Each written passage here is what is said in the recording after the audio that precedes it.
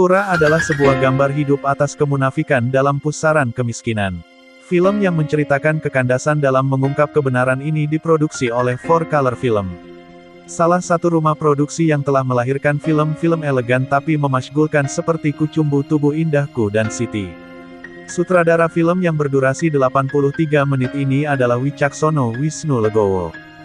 Judul film diambil dari nama seorang tokoh dalam film ini. Film ini berhasil memenangkan penghargaan internasional dan nasional. Kampung Tirang merupakan kampung yang penduduknya bekerja sebagai pekerja tambak dan peternak. Turah ditunjuk oleh Juragan Darso untuk menjaga keamanan Kampung Tirang.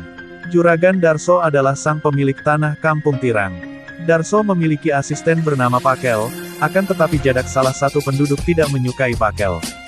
Jadak merasa bahwa dirinya yang seharusnya jadi asisten Darso. Bukan Pakel yang baru kenal 3 tahun, sementara Jadak sudah bekerja 11 tahun untuk Darso. Jadak berpikir apa karena Pakel itu sarjana, sehingga ia dipilih jadi asistennya Darso. Pandangan Jadak terhadap Pakel semakin sinis. Jadak merasa bahwa Pakel adalah biang keladi atas upah penduduk yang tetap kecil. Walaupun mereka sudah bekerja lama untuk Juragan Darso. Atas dasar pikiran tersebut, Jadak mencoba mengajak penduduk Kampung Tirang untuk protes. Dimulai dari Turah hingga penjaga kandang kambing sampai seluruh penduduk. Pakel yang jengkel pada Jadak pun menuduhnya iri dan mencibir Jadak bahwa SD saja tidak lulus. Pakel juga mengetahui bahwa Jadak selingkuh dengan Ilah, istri Juragan Darso. Jadak emosi dan hendak memukul Pakel. Turah yang mengetahui hal itu mencoba menengahinya. Dengan emosi Jadak memaki Pakel, sementara itu Pakel pergi menggunakan getek. Tak puas Jadak berpidato sendirian di depan penduduk. Akhirnya Jadak memprotes Juragan Darso secara langsung. Kejadian itu disaksikan warga sekampung. Jadak terus mencoba meyakinkan Darso bahwa Darso dibodoh-bodohi oleh Pakel. Juragan Darso yang emosi, sambil berjalan terburu-buru berkata pada Gung, salah satu pemuda kampung. Gung bilang pada Pakel, besok kita jangan kirim apa-apa ke Kampung Tirang. Keseharian Juragan Darso memang sebagai seorang dermawan yang suka bagi-bagi uang dan sembako kepada penduduk. Jadak menilai bahwa hal yang dilakukan Darso memang sudah sewajarnya. Menurut Jadak, itu adalah haknya.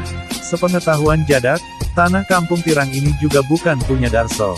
Akibat kejadian tersebut, Darso tidak mengirim apa-apa ke Kampung Tirang. Turah sebagai penjaga kampung kesal dengan Jadak. Turah mengingatkan Jadak bahwa tindakannya tersebut membawa masalah satu kampung. Apa yang dikatakan oleh Turah membuat Jadak berpikir dan bertanya kepada Turah.